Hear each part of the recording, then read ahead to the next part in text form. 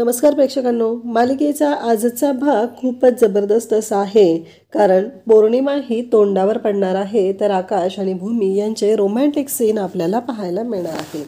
त्याचबरोबर ते दोघंजण फिरायला चाललेले आहेत आणि त्यावेळी जे काही घडणार आहे, रागिणीनं जे कारस्थान रचलेलं आहे ते आई योगेश्वरीच्या कृपेने कसं उधळलं जाणार आहे ते आपल्याला पाहायला मिळणार. त्यासाठी हा व्हिडिओ शेवटपर्यंत पहा. तर इकडे पौर्णिमाने रिपोर्ट तर पाठवलेले असतात, पण पौर्णिमाचे रिपोर्ट आलेले पाहून लगेचच रागिणी इकडे म्हणत असते की बघ काय झालेलं आहे ते. असं म्हटल्याबरोबर रागिणी ते रिपोर्ट पाहायला लावते. तर अभि ते रिपोर्ट पाहत असतो. अभि म्हणतो की मला ह्या मेडिकल टर्म्स कळत नाही आहेत रे. तेव्हा रागिणी म्हणते की ते कन्क्लूड केलेलं असतं ना, कन्क्लुजन, ते बघ, म्हणजे लक्षात येईल की काय आहे नक्की ते. असं रागिणी त्याला सांगते. कारण मेडिकल टर्म्स ज्या आहेत रिपोर्टमधल्या त्या सामान्य माणसांच्या लक्षात येणार नाहीत, हेही माहिती आहे. मग डॉक्टरांनी जे रिपोर्टमध्ये कन्क्लुजन दिलेलं आहे त्याच्यावरून ठरवायचं आहे की नक्की काय झालेलं आहे, असं रागिणी म्हणत असते. आणि मग लगेचच तिथे अभि कन्क्लुजन पाहतो. तर तो म्हणतो की अगं आई, इथं सगळं नॉर्मलच आहे, म्हणजे याच्यामध्ये तर काही इथं वेगळं असं काही नाही आहे. त्याचबरोबर हे सगळं जेव्हा घडत असतं तेव्हा रागिणी म्हणते असं कसं शक्य आहे. जर रिपोर्ट नॉर्मल असतील तर भूमी एवढी टेन्शनमध्ये का असेल. म्हणजे विचार कर ना तू, भूमीने टेन्शनमध्ये असण्याची काय गरज आहे. म्हणजे पौर्णिमाची आई गेली होती ना नक्की हॉस्पिटलला, का काय दुसरा काय प्रॉब्लेम होता, का त्या गेल्याच नव्हत्या हॉस्पिटलला. हे सगळं बोलणं सुरू असतं. तेव्हा अभि म्हणत असतो अगं असं काय बोलतेस आई, असं कसं असेल, गेल्या असतील ना त्या. इकडून पौर्णिमाला मात्र खूप राग येत असतो. कारण रागिणी म्हणत असते की कसं आहे, त्या दोघींना मी चांगली ओळखून आहे. कारण त्या दोघी कशा आहेत ना हे मला चांगलं माहिती आहे. म्हणून तर मी तुला म्हणलं ना, म्हणजे त्या गेल्या होत्या ना नक्की हॉस्पिटलला, तिची आई गेली होती ना. त्यावेळेस अभि म्हणत असतो की अगं आई खरंच गेलेल्या होत्या. तिकडून पौर्णिमा पण सांगत असते की हो खरंच गेलेल्या होत्या. मग हे रिपोर्ट नॉर्मल का, हा मोठा प्रश्न रागिणीच्या समोर असतो. त्याचवेळी पौर्णिमा पण कॉलवरती असते. पौर्णिमाला पण धक्का बसलेला असतो की कसं शक्य आहे, कारण आई तर हॉस्पिटलला गेली होती. तेव्हा पौर्णिमा म्हणते की हो माझी आई गेली होती हॉस्पिटलला आणि तिनं खोटं नाही बोलणार. त्याचबरोबर अभि आता रिपोर्ट पुन्हा नीट पाहू लागतो आणि तो म्हणतो की अगं आई, याच्यावर 2 महिन्यापूर्वीची तारीख आहे.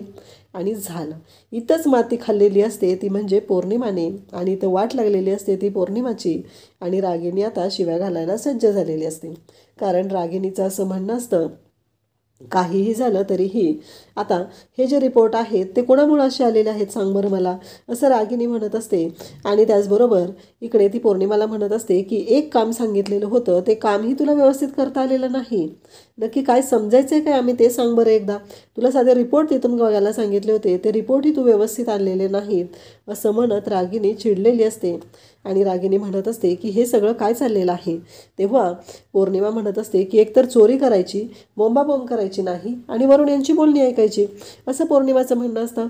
रागिणी मात्र विचार करायला लागते. म्हणजे 2 महिन्यापूर्वीचे रिपोर्ट भूमीने वरती ठेवलेले आहेत आणि नवीन रिपोर्ट जे आहेत ते भूमीने आत ठेवलेले आहेत. याचाच अर्थ नक्कीच काहीतरी असं आहे ज्यामुळं भूमीने ते रिपोर्ट आतमध्ये लपवून ठेवलेले आहेत, असं इकडे रागिणीचं म्हणणं असतं. रागिणीच्या म्हणण्यानुसार या सर्व गोष्टी अशा पद्धतीने तिनं रिॲक्ट करत असते. कारण तिला असं वाटत असतं काहीही झालं तरीही जे रिपोर्ट आहेत ते नक्कीच भूमीने अशा ठिकाणी लपवून ठेवलेले आहेत की जे कोणाच्या हाती लागू नये. काहीही झालं तरी आपल्याला ते रिपोर्ट मिळाले पाहिजेत. त्यासाठी आता मी एक प्लॅन सांगत आहे, तो प्लॅन ऐकून घे, असं ती अभिला सांगत असते. आणि अभिला सांगायला सुरुवात करते की एक गोष्ट लक्षात ठेव, मी जे काही सांगत आहे ते आधी शांतपणे ऐकून घे आणि त्याच पद्धतीनं गोष्टी करायच्या आहेत, असं ती सांगत असते. इकडे भूमी मात्र आता डॉक्टरांना कॉल करते आणि डॉक्टरांशी बोलू लागते. ती डॉक्टरांना म्हणत असते की मला ना दुपारपासून खूप उलट्या होत आहेत, खूप मळमळत आहे. मी खूप वेळा स्वतःला कंट्रोल करण्याचा प्रयत्न केला, पण आता माझ्या ते सहनशक्तीच्या बाहेर गेलेलं आहे. तेव्हा मी कॉल केलेला आहे. तुम्ही दिलेल्या गोळ्याही घेतलेल्या आहेत. बरं, दुसऱ्या काही टॅबलेट्स असतील तर त्या लिहून द्या मला, त्या मी मागवते, असं भूमी इकडं बोलत असते. आणि त्याचवेळी नेमकी आकाशची एंट्री तिथं झालेली असते. म्हणजे आकाश ऑफिसमधून आलेला असतो आणि आकाश तिथं आलेला असतो आणि आकाश हे सर्व पाहतो. तेव्हा आकाशला धक्का बसतो. आकाश म्हणतो नक्की काय झालेलं आहे, भूमी ह्या गोळ्या कसल्या मागवत आहे, हा प्रश्न आकाशला पडलेला असतो. आणि आकाश त्याच गोष्टीचा विचार करू लागतो. तेव्हा भूमीला म्हणतो तू ठीक आहेस ना, काही झालं नाही आहे ना, असं तो भूमीला विचारू लागतो. तेव्हा भूमी म्हणते नाही, काहीच नाही झालेलं आकाश, असं काय विचारतोयस तू. तेव्हा आकाश म्हणतो की नाही, तू आता डॉक्टरांशी बोलत होतीस ना की गोळ्या मागवून घेते. तेव्हा भूमी म्हणते की अरे डॉक्टरांचा मला मेसेज आलेला होता म्हणून मी त्यांना कॉल केला.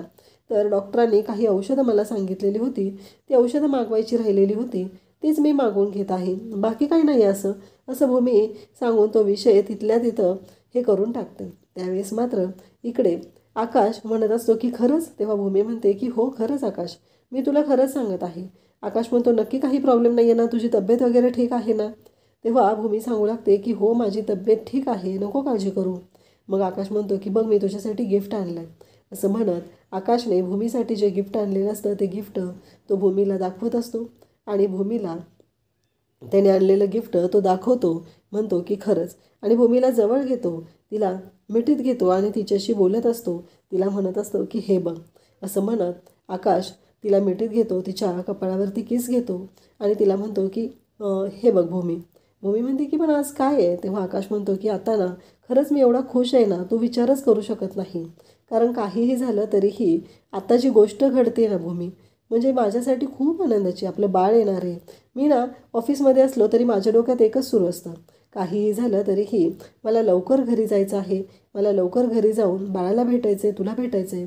मग आपलं बाळ या जगात आल्यावर तर किती खुश होईल मी. आणि आकाश म्हणतो की हे बघ मी तुझ्यासाठी हँडमेड चॉकलेट आणलं, तुला ना चॉकलेट खायचं आहे, क्रेविंग होत होते ना म्हणून मी घेऊन आलेलो आहे. आणि भूमीला धक्का बसतो. भूमी म्हणते की मी कसं सांगू आकाश तुला, आत्ता माझला त्याचा वासही सहन होत नाही आहे, असं भूमी म्हणायला लागते. आणि आकाश तिच्याकडे पाहत असतो. आकाश ते चॉकलेटचं पॅकेट जे आहे ते फोडत असतो आणि ते भूमीला देत असतो. भूमी म्हणत असते की माझे ज्या कॉम्प्लिकेशन आहेत त्यामुळं अजून काय काय सहन करायला लागणार आहे मला नाही माहिती, पण आकाश आत्ता मी तुला काही सांगू शकत नाही, हा आनंद खूप महत्त्वाचा आहे. इकडे राजा काका बाहेर बसलेले असतात. त्याचवेळी पौर्णिमा आणि अभि तिथे येतात. पौर्णिमा अभिला म्हणत असते की मी काय तुमचं ऐकून घेणार नाही, मला आत्ताच्या आत्ता फिरायला जायचं आहे. खूप दिवस झाले हे सगळं चालू आहे पण मी आता ऐकणार नाही, मला फिरायला जायचं, मला चेंज हवा आहे. असं म्हणत पौर्णिमा अभिशी भांडत असते.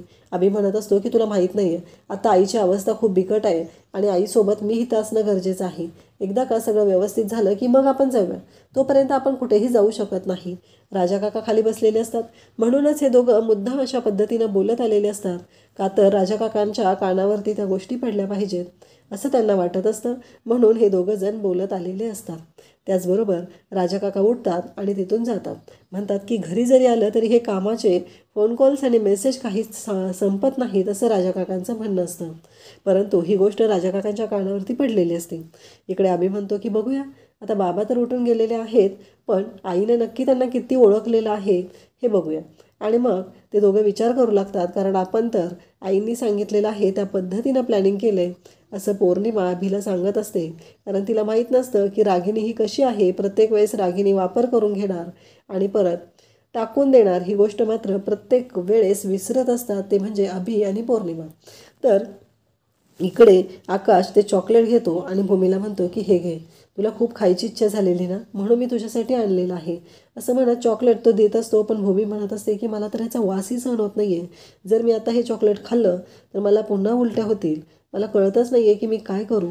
असं म्हणत भूमी पाहत असते. तेव्हा आकाशला म्हणते की आकाश मला आत्ता नको हे, मी उद्या खाईल चालेल ना. तेव्हा आकाश म्हणतो की मी एवढं 1 तास ट्रॅव्हल एक्स्ट्रा केलं, अलिबागपासून दूर आलो, पण तुला काही नाही आहे बघ त्याचं भूमी, असं आकाश भूमीला सांगू लागतो.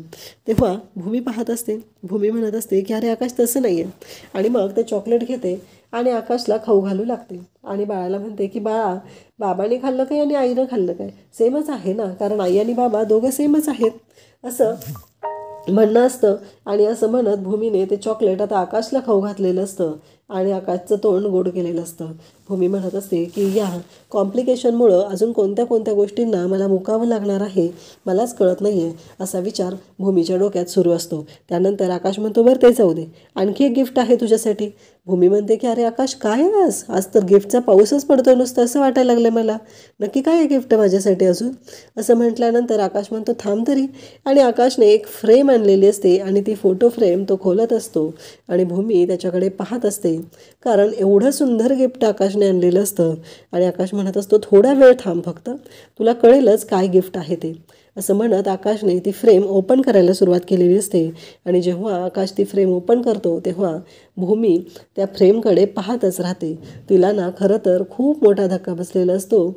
आणि त्याचबरोबर भूमीला छानही वाटत असतं, कारण आकाशने एवढं सुंदर गिफ्ट दिलेलं आहे. आकाश म्हणत असतो की हे बघ, हे आपल्या दोघांचे फोटो आहेत आणि हा जो रेड कलरचा हार्ट आहे ना, त्याच्यामध्ये आपल्या बाळाचा फोटो लावायचा आहे. आणि त्याच्यावरती खूप छान अशी सायकल असते, खूप सुंदर अशी ती फ्रेम असते.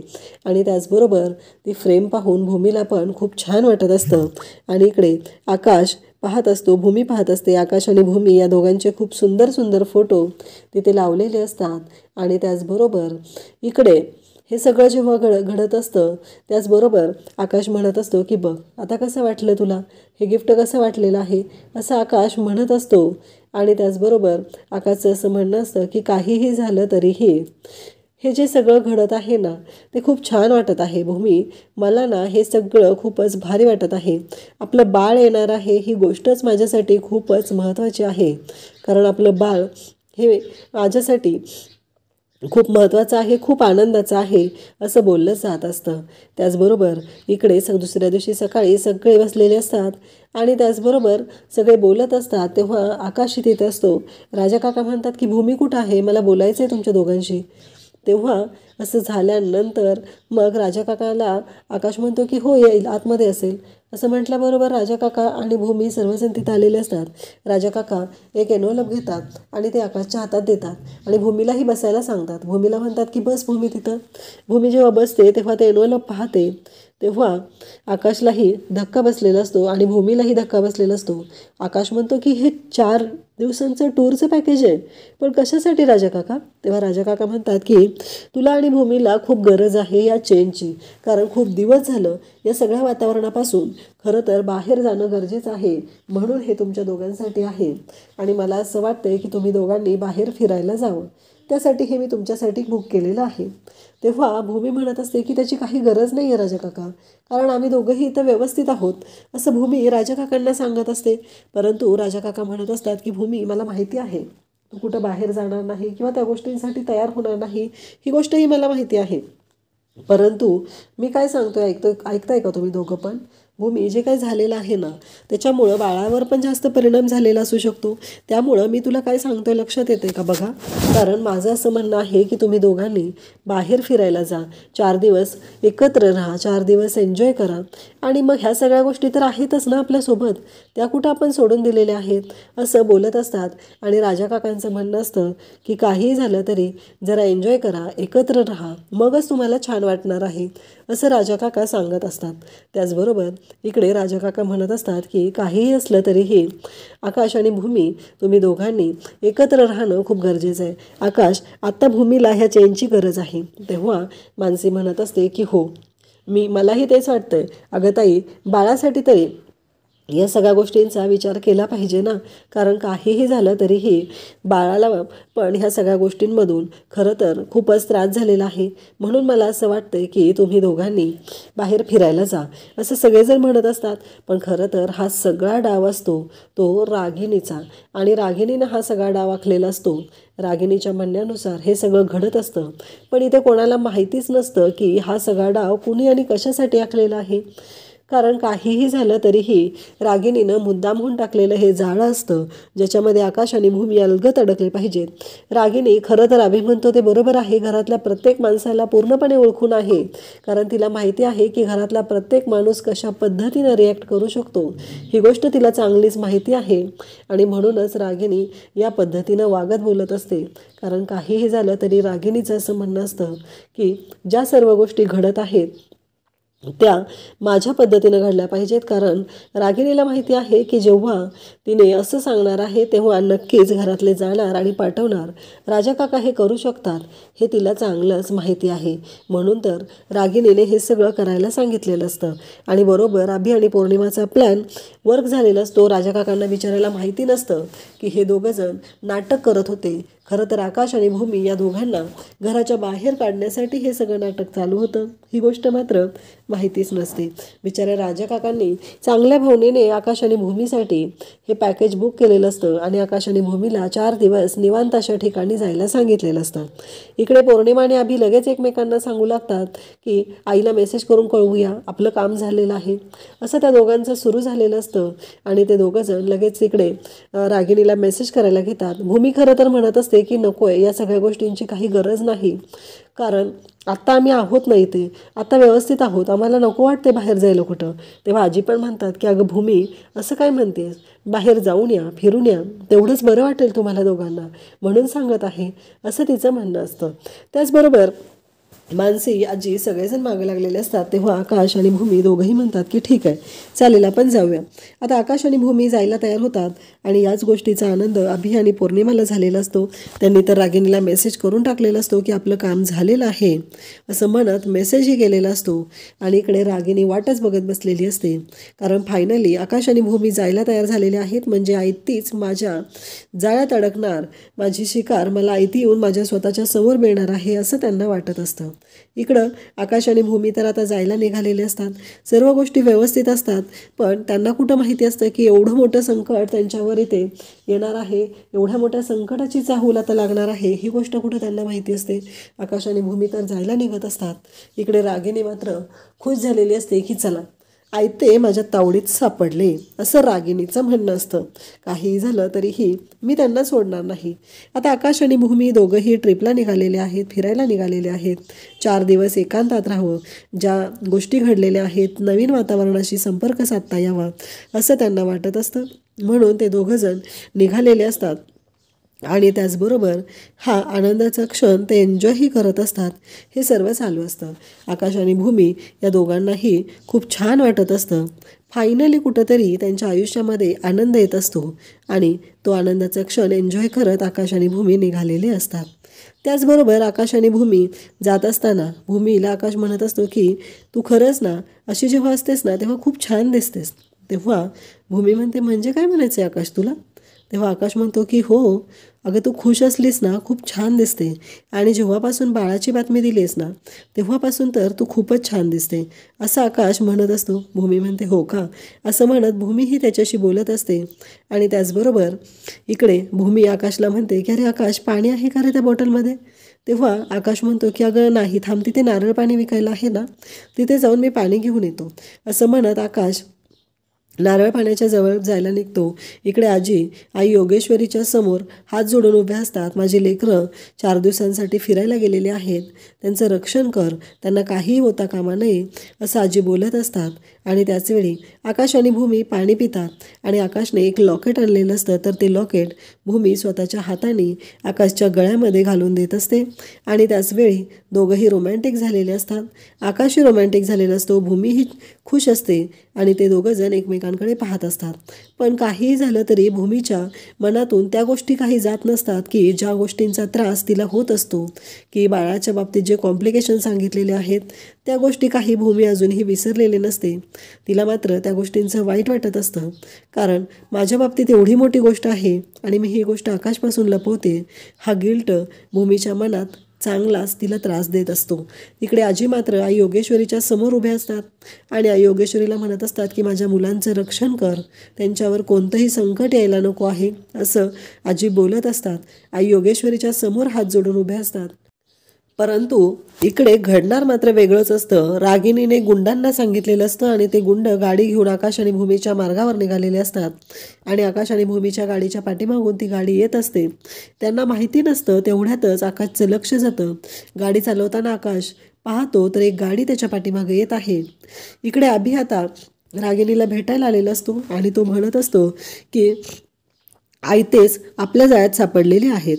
अगदी आपण जो प्लॅन केलेला होता त्या प्लॅनप्रमाणे गोष्टी घडलेल्या आहेत आणि हे दोघंजण आपल्या तावडीत सापडलेले आहेत, असं अभि आणि रागिणीचं म्हणणं असतं. आणि ही रागिणी पटवर्धन आता तिच्या तावडीतून या दोघांनाही कधीच सुटू देणार नाही असं रागिनी म्हणत असते. आणि रागिनीने एवढा मोठा प्लॅन केलेला असतो आणि त्या प्लॅनमध्ये आकाश आणि भूमी बिचारे अडकलेले असतात. आणि आता ते गुंड गाडी आकाश आणि भूमीच्या गाडीला आडवी घालत पुढे येतात आणि इकडे आकाश आणि भूमीला खूप मोठा धक्का बसतो. आणि त्याच वेळी आजींच्या हातामध्ये हार असतो आणि तो हार आई योगेश्वरीला घालण्यासाठी त्यांनी केलेला असतो आणि हार तो वाढवला जातो. तेव्हा आजींना खूप टेन्शन येतं. आजी म्हणू लागतात की हार वाढवला, मानसी धावत येते, नक्की काय झालं आजी? आजी म्हणतात बघ ना, मी आकाश आणि भूमीसाठी प्रार्थना करत होते आणि हा हार वाढवला गेला आहे. तेव्हा आजी आणि मानसी दोघीही टेन्शनमध्ये आहेत.